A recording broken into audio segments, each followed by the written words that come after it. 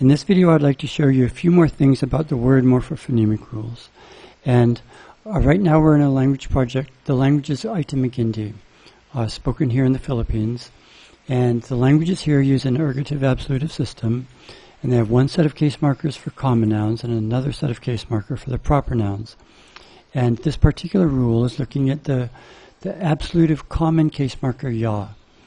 And ya will, the y in ya, will assimilate to the same consonant. If the preceding word ends with a consonant, then the y will change to that same consonant.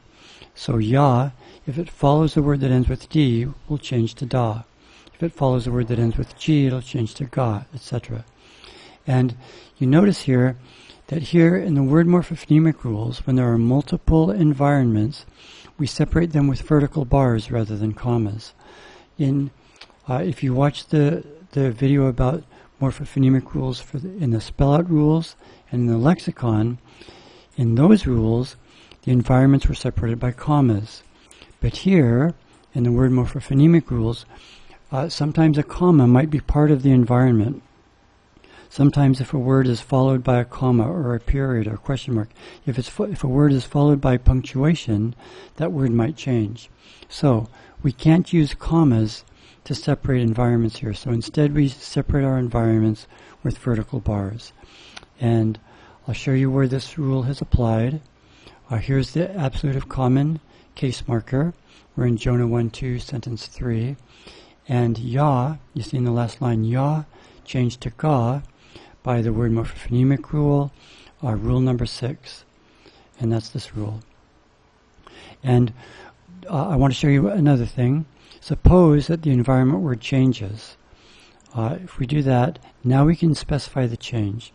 Let's say all of these will change to a DD at the end. I'm just keeping it simple. If we say OK now,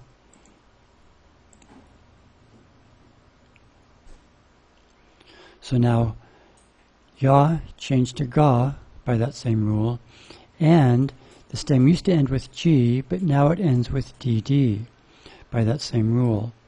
We go here. If we want to have multiple changes in the environment word, then we can do the same thing that we saw up in the spell-out morphophonemic rules. We just need to provide the same number of inputs as outputs.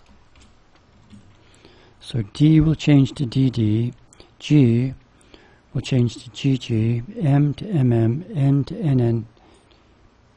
Okay, so now if we say OK and we run this verse again, this sentence again. So now that we see ya change to ga and manyag changed to the end is GG by that spell-out rule.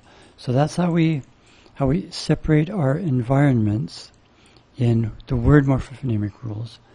And I'd like to show you one more thing. In Ruth 2:16, sentence 2, if we look at this rule, okay, here the same case marker, the absolutive common case marker ya, if the preceding word ends with a vowel, so here we've specified our environment word using phonetic features. If ya follows a word that ends with a vowel, then we change it. This y will attach to the preceding word. That's what the hyphen means. And we can see this rule. And here's our case marker. It was initially ya, and then it was changed to -y by that word morphophonemic rule that we just looked at it. And then whenever a word begins, whenever a constituent begins or ends with a dash, then it will be attached. If it begins with a dash, it will attach to whatever is on the left. If a constituent ends with a dash, it will be attached to whatever ends on the right. In this case, ya was changed to -y, so then we see that y was changed to nothing, in other words, not deleted, but moved due to hyphen attachment. And we see here, on the previous word, that yu was changed to yuy due to hyphen attachment. So hyphen attachment, that's in the software. It's not a rule that you write.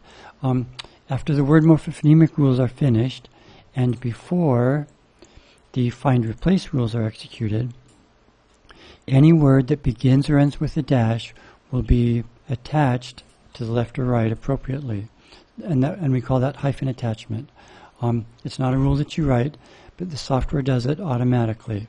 So if you want a morpheme to attach, then you make sure that it begins or ends with a dash, just like this rule does. This begins with a dash, so it will attach to the preceding word.